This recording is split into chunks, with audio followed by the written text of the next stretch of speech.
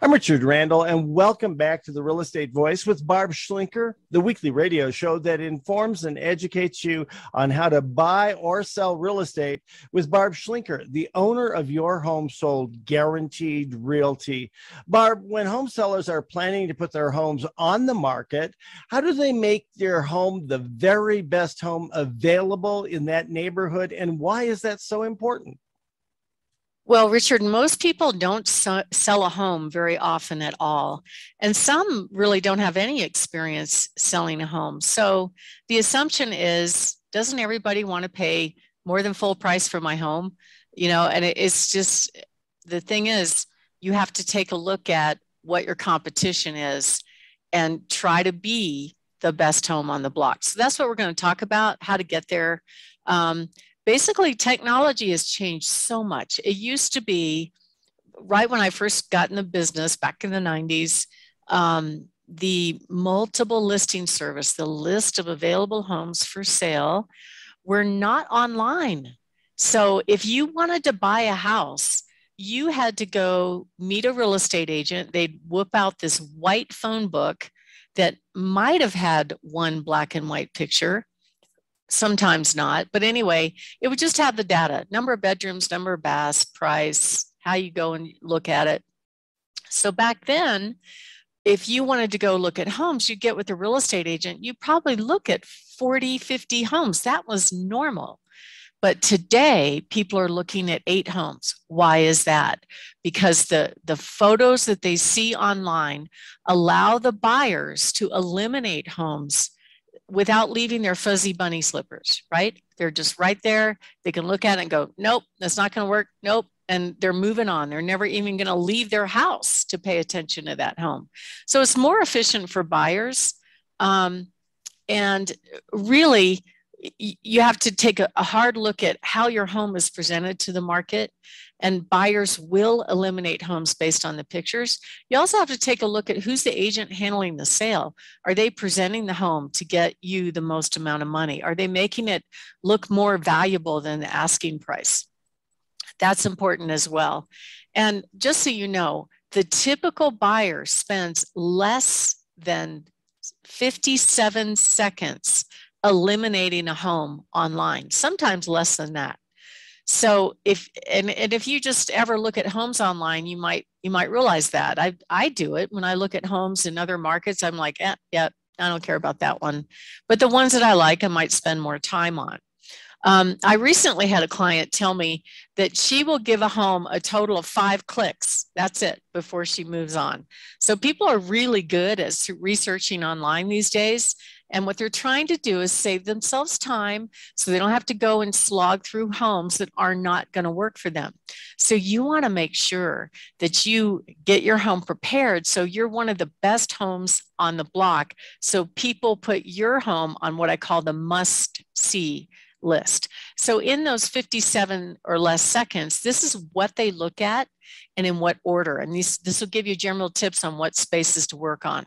Number 1, the exterior of the home, curb appeal, 20 of the 57 seconds on curb appeal. Number 2, the backyard and the view. Number 3, believe it or not, the living room, then the kitchen, then the master bathroom, then the master bedroom, in that order. So that helps us decide when we're helping our clients which rooms to really focus on. We don't necessarily take pictures of every nook and cranny. We don't take pictures of the inside of closets. We don't take pictures of the inside of garages, although it's good for them to be neat and tidy. They just don't photograph well. And I don't know if you know this, Richard, but the average agent actually spends less than $89 a month on marketing altogether. So most of them don't put any money into it. They like the cheap stuff.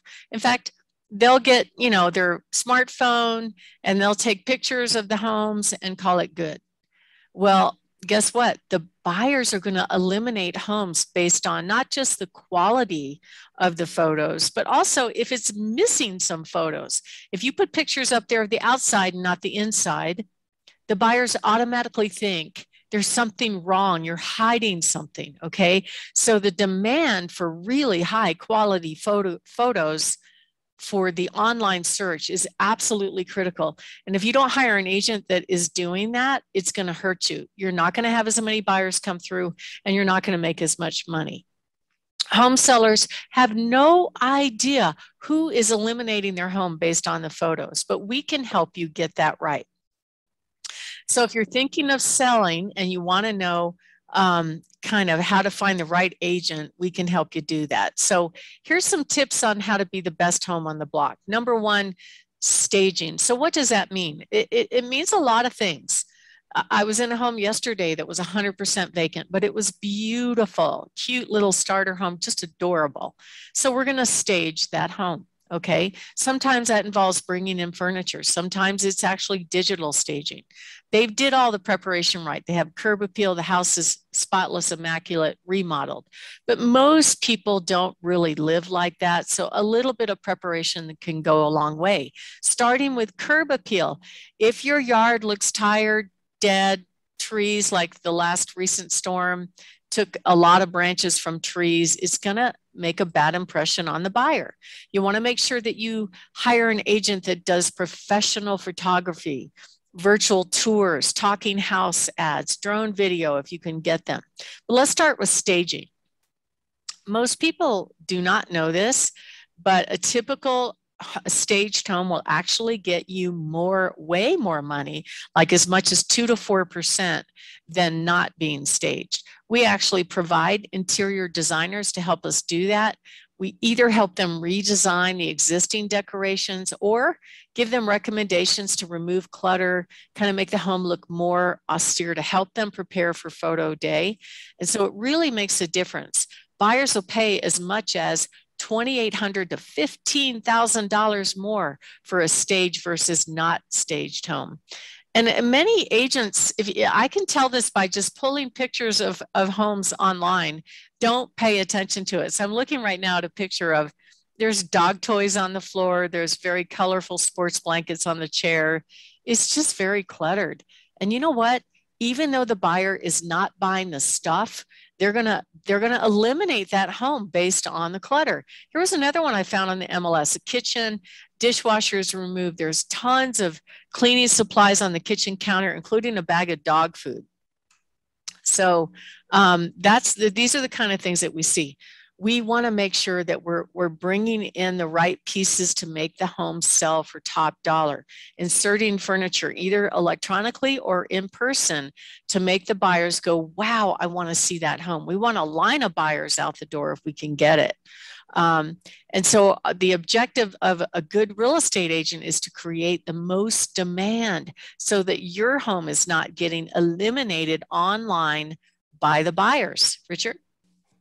You're listening to The Real Estate Voice with Barb Schlinker of Your Home Sold Guaranteed Realty. You can reach her at 719-301-3900. We're talking about the buyer's home inspections. Why is it that's so important that the photos of a home look great?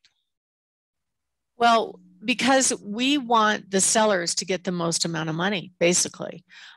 So if the photos don't look good, the buyers are just going to choose not to go there at all. If we know that buyers are eliminating homes based on just 5 clicks, less than a minute, we have to get right.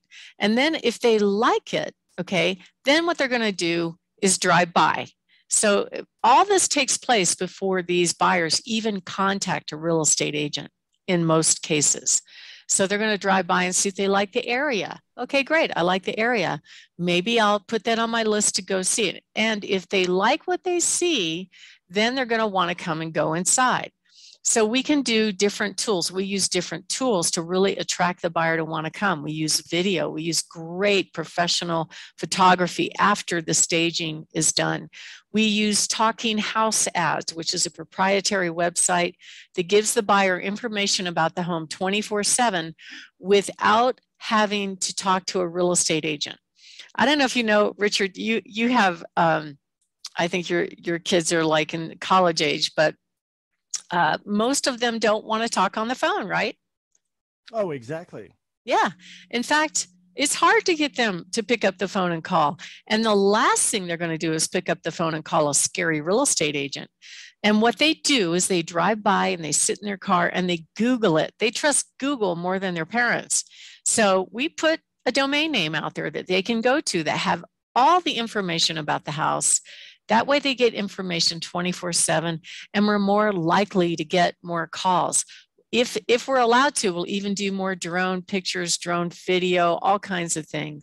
So you want to make sure that you're hiring the right team that knows how to avoid repelling buyers by using bad marketing, and that actually knows how to attract buyers.